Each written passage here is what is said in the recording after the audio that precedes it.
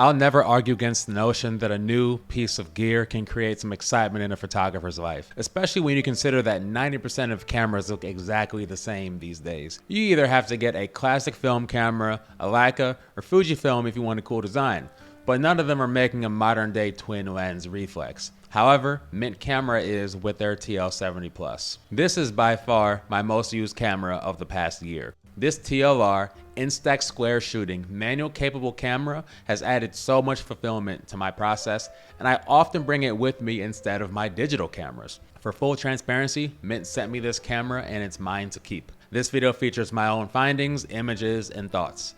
They're seeing this video at the same time you guys are. While this camera inspires me beyond the specs, it is important that we cover some of them for posterity's sake, as there isn't too many videos on this camera out there. The design is an homage to the old Rolleiflex cameras from back in the day, sporting a built-in light meter, auto and manual controls, as well as a 1:1 viewfinder to match the 6x6 film size of Instax Square. There is something about this camera that just motivates you to hold it. I find myself on a weekly, maybe even daily basis, just picking it up at random moments, looking through the viewfinder, and adjusting the manual focus scale in awe of the workmanship. The charm of this design extends far beyond pleasing only me, the photographer.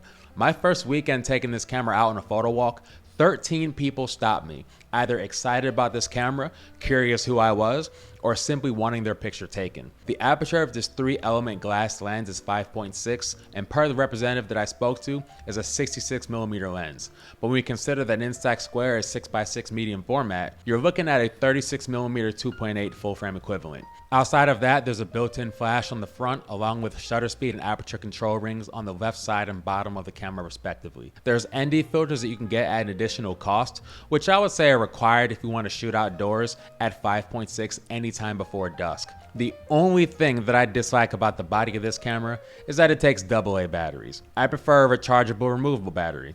Now, according to Mint, your standard Duracells will get you through 13 to 15 packs before you need to swap them out, which I would say is accurate. Now that the key specs are out of the way, we can talk about what stole my heart, which is the photography experience. For anybody who's ever used a waist level finder camera, or even a rangefinder for that matter, you understand how spellbinding it is to just ditch the EVF and look at the world through an optical-ish viewfinder. For example, many months back, I went on a day trip to Columbus with my good friend Dorian. Yes, his name is also Dorian. And on that day, I brought the Fujifilm X-S20 and the TL70 Plus, which I believe had 3 packs of film. I made those 3 packs stretch the entire day. I photographed friends, family. I even used this camera on the last day of classes so that I can give my students images as gifts. The built-in light meter is surprisingly accurate, and it just gives you one less thing to worry about when you're composing.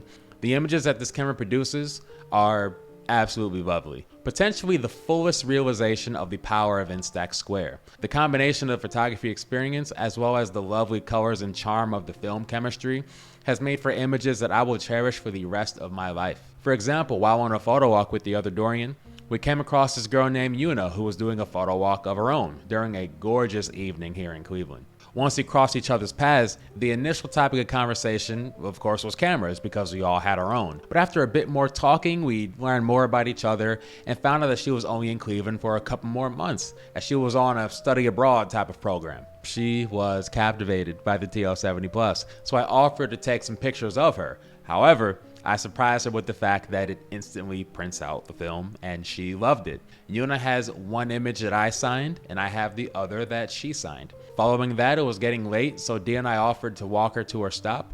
We took some more photos, said our goodbyes, and she was on her way.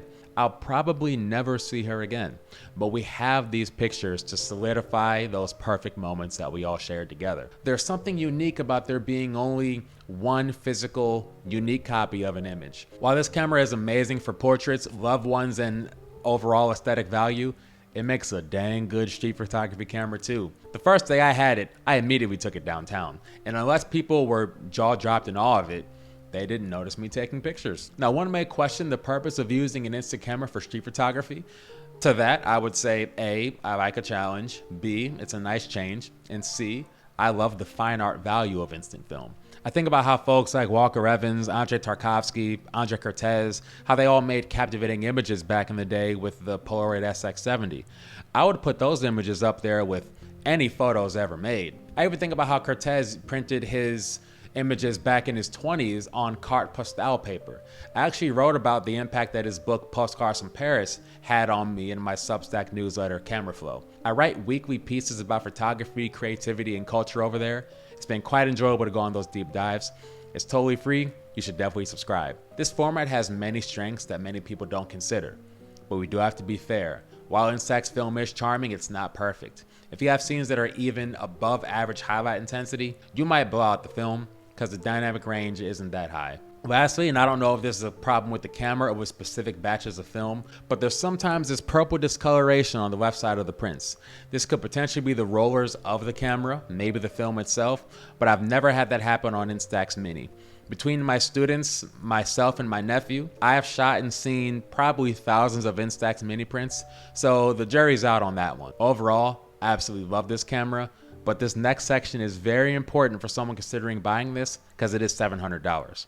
For starters, the initial copy that I got was pre-production, but I still spent money on and used hundreds of pieces of film, so I'm going to talk about it. I had a continuous issue with my early model where I would put fresh batteries in and the camera just wouldn't recognize them. 2 minutes go by, 5 minutes, 8 minutes pass. It actually happened on the last day of class for my high schoolers, and it was kind of stressful because I really wanted to surprise them with the chance to use it. Miraculously, it worked, but that was enough for me to get in contact with Mint because, it was unacceptable. After that, what I can only describe as a screw popping loose in the viewfinder door happened, which resulted in me not being able to close the viewfinder. Following that, I hit them up for a replacement, and it was in my hands probably a week and a half, 2 weeks later. Though it was unfortunate, those are some of the most kind, gracious, and helpful people I've ever spoken to. And for additional peace of mind, this camera does come with a 5-year warranty, so you can be assured that they're standing by this product for the long run. This is sincerely the most fun I've ever had with a camera, and I regularly bring it with me everywhere. The magic of instant film has been captivating hearts for over 50 years now, and Mint is contributing to that legacy with arguably one of the best of its kind. This camera retails on Mint's website for $699 body only, and for everything that you're getting in this package, it's tough to beat. I think what they're doing in the photography space is amazing. My name is Dorian Coleman, and I'll see you in the next one.